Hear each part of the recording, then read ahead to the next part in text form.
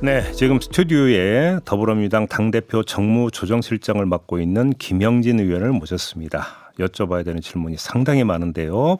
인사 나누고 바로 질문 들어가겠습니다. 어서 오세요, 의원님. 네, 안녕하십니까. 여러 가지 질문이 지금 기다리고 있는데요. 일단 의원님 입장에서는 부담이 좀 덜한 상대 정당 이야기부터 한번 좀 여쭤보도록 하겠습니다.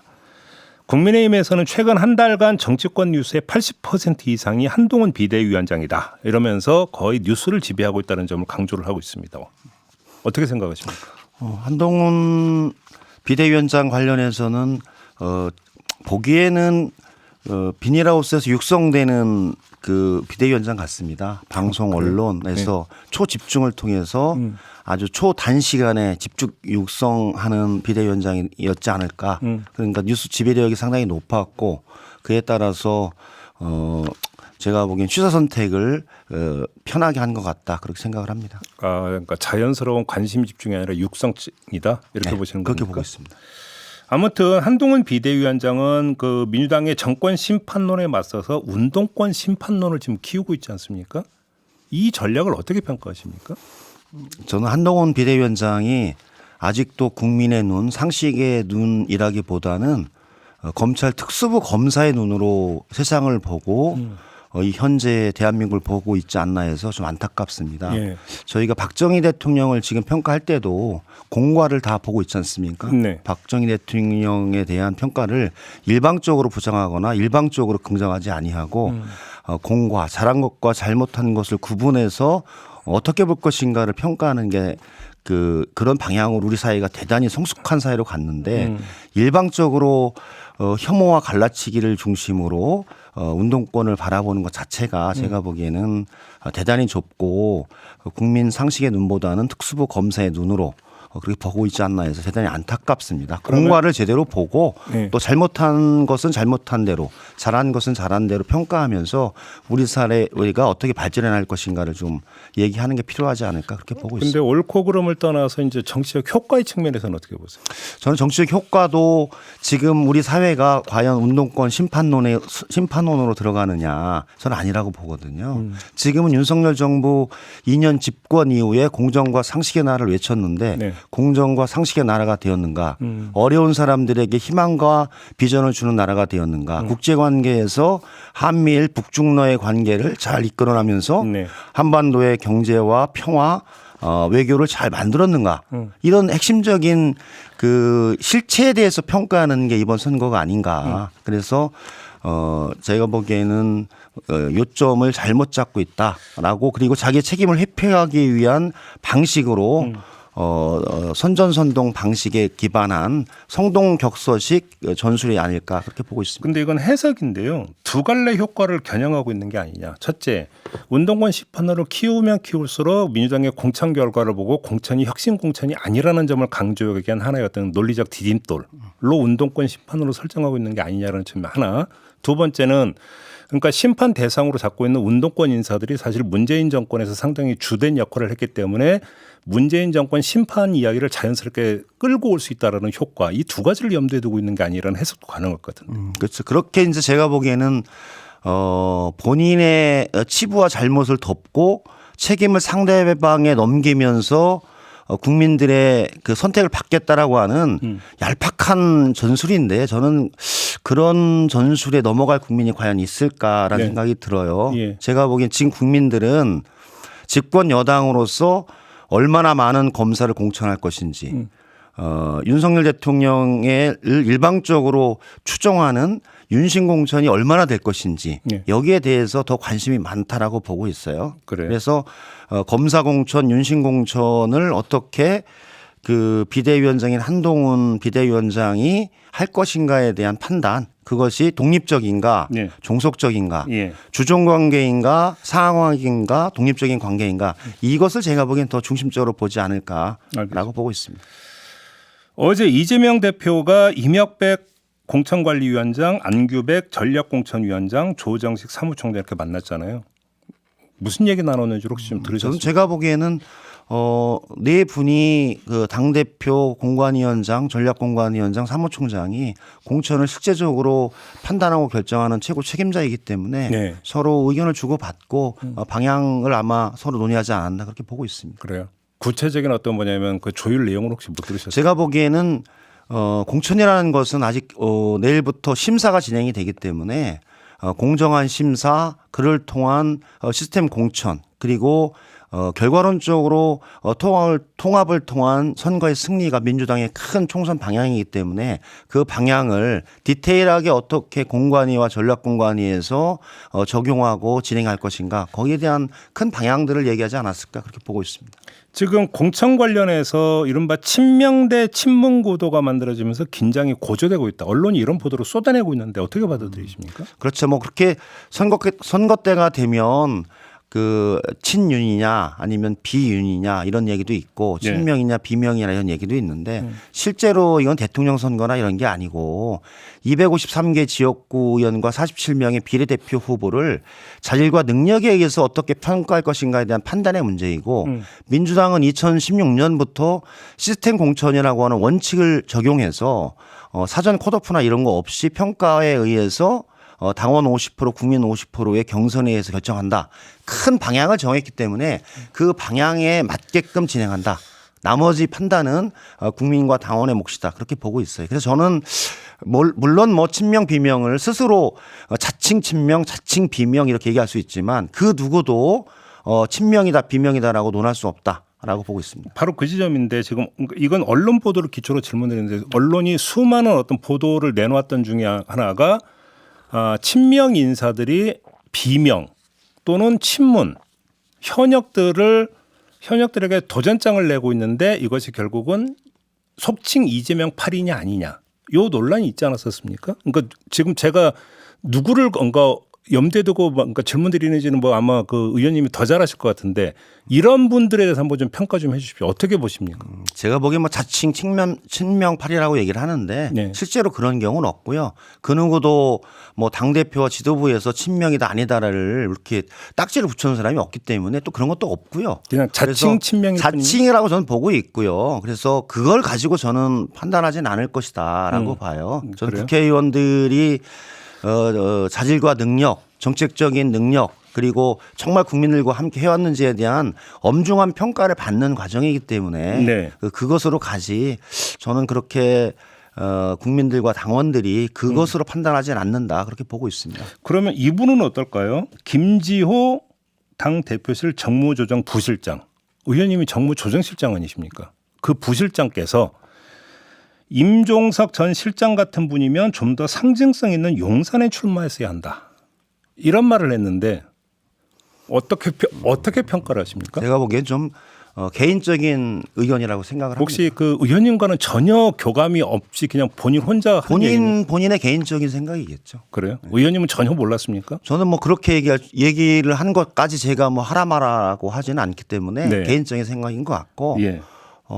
그 판단의 몫은 제가 보기엔 국민들이 하실 것이다. 그렇게 그러면 그 김지호 부실장의 이런 견해에 대해서는 어떻게 그 평가 동의하시는 편입니까 아닙니까? 저는 뭐 저기 그 문제 관련해서 네. 정무부실장이 할 얘기는 아니다 그렇게 보고 있어요. 그래요? 이현주 전 의원 복당 문제 있잖아요. 이게 일단 첫째 이재명 대표가 제안을 한 건 맞는 거죠. 일단은 두 분이 통화를 했고 네. 관련해서 지금 윤석열 정부의 역주행과 폭주를 막고 민주주의와 민생 남북관계 위기를 극복하기 위해서 우리가 뭔가를 좀 해야 되지 않느냐라고 하는 그런 취지 그런 거에 대해서는 같이 의견을 나눈 것 같습니다. 그러면 이현주 전 의원을 복당을 시켜가지고 꼭 복당을 시켜야 되는 주된 이유가 뭘까요? 지금 전자에 말했듯이 윤석열 정부가 취하고 있는 여러 가지 그 방향이 대한민국이 정상적이고 앞으로 가는 것이 아니라 네. 뒤로 가고 거꾸로 가고 폭망의 길로 가는데 이것을 어떻게 중단시키고 앞으로 가게끔 할 것인가에 대한 그런 생각의 부분들이 대략 그 비슷하기 때문에 그 길을 방향에 대해서 동의하는 사람들이 같이 할 수 있다. 그런 취지라고 보고 이현주 의원도 2012년에 국회에 들어와서 재선 의원으로 또 국회 활동을 하면서 여러 가지 과정이 있었죠. 네. 거기에서도 여러 가지 문제점도 있었고 또 본인의 좀 정치적인 소신이 강했던 측면도 있지만 현재 와서 윤석열 정부에 대한 판단의 근거가 서로 동의한다면 저는 그 방향에서 같이 할 수 있는 지점은 같이 할 수 있다라고 생각을 합니다. 그러면 민주당에 있다가 탈당한 인사 중에 또 이현주 전 의원 말고 복당 대상으로 거론하고 있는 내지 검토하고 있는 인물이 있습니까? 현재는 제가 2020년 대선 때 2016년 국민의당으로 분당되면서 나갔던 모든 분들을 대통합의 길에서 다 입당을 했고 네. 지방선거와 총선에서 어떤 불이익도 주지 않고 정권 재창출과 이재명 후보의 승리를 같이 간다. 그런 취지에 동의했기 때문에 대통합 차원에서 다 입당을 받고 불이익을 주지 않았거든요. 그 시기에 제가 보기엔 이현주 의원이 들었다고 하면 동일한 기준과 잣대였다라고 아니 근데 보고 있어요. 예를 들어서 이렇게 질문도 성립이 되면 그럼 그때 대통합의 길을 열었고 그때 본인이 원했던 얼마든지 올 수 있었는데 거부한 거 아닙니까? 이현주 전 의원은 결과적으로 그런 분을 다시 굳이 복당을 권유해야 될 이유가 뭐가 있을까요? 그러면 저는 서로 뭐 이전주 의원도 정치적인 과정 속에서 발전하고 진화한 과정을 겪었고 또 본인의 정치에 대한 성찰을 하고 있고 혁신해 나간다면 저는 충분히 같이 할 수 있는 지점이 있다면 할 수 있다라고 봐요. 민주당도 특정인에 대해서 배제나 배타가 아니라 공통점이 있다면 그 공통점을 키워나가는 것이 민주당이 가야 할 길이 아닌가 그런 생각이 듭니다. 그 친문 인사들의 반발은 둘째치고 홍익표 원내대표 같은 경우는 복당의 조건으로 불출마 선언을 지금 요구를 했거든요. 이건 어떻게 평가하십니까? 다양한 주장이 있지만 그것은 당과 이현주 의원이 좀 상의해 나가면서 합리적인 해결책을 찾는 게 필요하다. 그래서 저희 뭐 같이 윤석열 정부 심판의 길에 같이 나가는 부분에 있어서 너무 높은 허들과 조건을 내기보다는 같이 할 수 있는 지점이 무엇인지를 먼저 고민하는 게 필요하다. 그렇게 보고 있습니다. 분명한 건 이재명 대표가 복당을 권유하는 그 과정에서 공천 이야기가 오갔던 건 사실이겠죠? 제가 보기엔 구체적인 부분에 관한 공천 여부가 오간 것 같지는 않습니다. 그래요? 공천 얘기 일체 없었다는 구체적인 공천에 대한 부분들은 구체적인 게 이제 지역구 이런 거 말씀하시는 오간 것은 아닌 것 같습니다. 알겠습니다. 그 임종석 전 비서실장과 추미애 전 법무장관의 설전은 어떻게 지켜보고 계세요? 저는 두 분이 문재인 정부에서 한 분은 비서실장, 한 분은 법무부 장관을 했었기 때문에 네.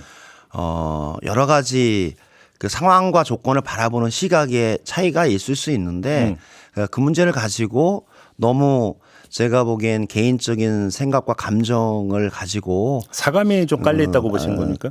서로 논쟁하는 것은 적절하지 않은 것 같다. 당에 도움이 된다고 생각하십니까? 저희가 보기에는 뭐 그것이 도움이 된다고 생각하는 사람은 많이 있는 것 같지는 않습니다. 그래요. 네, 좀 적절하게 조정하고 네. 또 개인적으로 할 얘기는 개인적으로 하고 두 분이 좀 사이가 안 좋았나 보네요.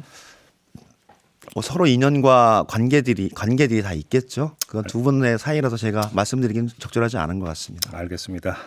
아무튼 당연히 별로 도움이 안 된다 이런 말씀으로 이해를 하겠고요. 선거제 있잖아요. 비례대표. 언제 결정합니까?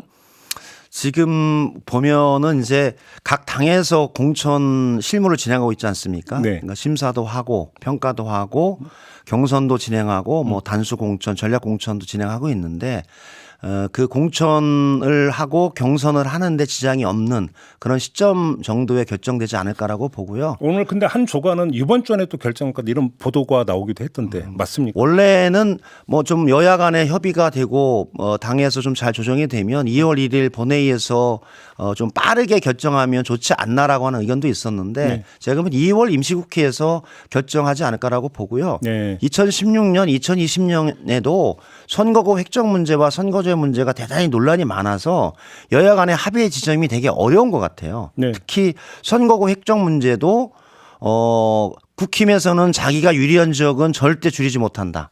민주당도 왜 우리만 줄여야 되느냐라는 상대성의 논리를 가지고 지금 치열하게 논쟁을 하고 있기 때문에 네. 선거구 획정 문제와 선거제 문제가 복합적으로 작용해서 시간이 걸리고 있는 것 같아서 2월 임시국회에 4월 12일 총선에 지장이 안 되는 범위 내에서 결정하고 본회의 의결을 하지 않을까 그렇게 보고 있습니다. 그 정청래 최고는 지금 전당원 투표를 주장을 했고 홍익표 또 원내대표 의견이 좀 다른 것 같던데요. 두 분의 의견도 각자 뭐 합리성과 있고 주장의 논거가 있는데 네. 당에서 12월 말에 선거제 관련해서 여론 수렴 작업을 했습니다. 네. 국회의원에 대해서도 서면으로 의견 수렴을 했고 그다음에 국민 여론조사도 진행을 했고 네. 당원에 관한 여론조사도 진행을 했기 때문에 네.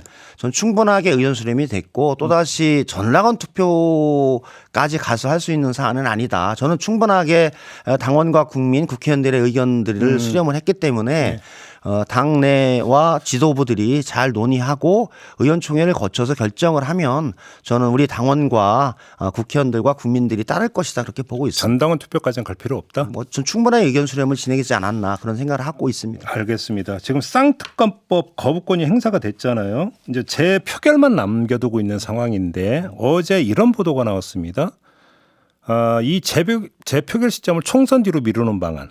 민주당 관계자의 말을 빌어서 이런 보도가 나왔는데 혹시 당 안에서 검토하고 있는 게 맞습니까? 아마 그 관계자는 민주당 관계자가 아닌 것 같습니다. 어제 복수의 관계자가 등장. 어제 그 홍익표 원내대표와 만나서 이 문제에 관해서 분명히 했는데요. 네. 전혀 검토된 바 없고 전혀 아닙니까? 전혀 그런 사실이 없고 예. 총선 전에 예.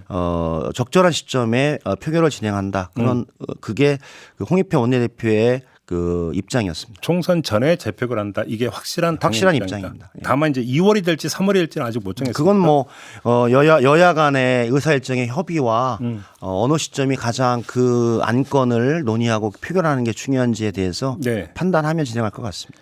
그 지금 중텐트 2개가 쳐졌지 않습니까? 득표에 어떤 영향을 미칠 거라고 보십니까? 민주당 입장에서는. 민주당은 현재 제가 보기에는 두 개 그 개혁신당, 개혁미래당 비슷한 당이 두 개가 생기고 있는데요.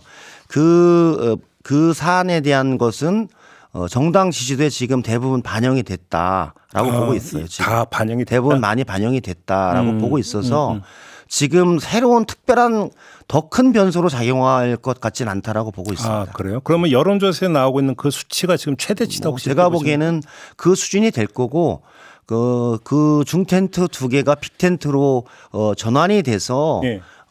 되는 지점이 되면 약간의 변동은 있을 것 같은데 A 플러스 B는 C에서 C가 A 플러스 B보다 크지는 않을 것 같습니다. 빅텐트로까지는 갈 것 같습니까?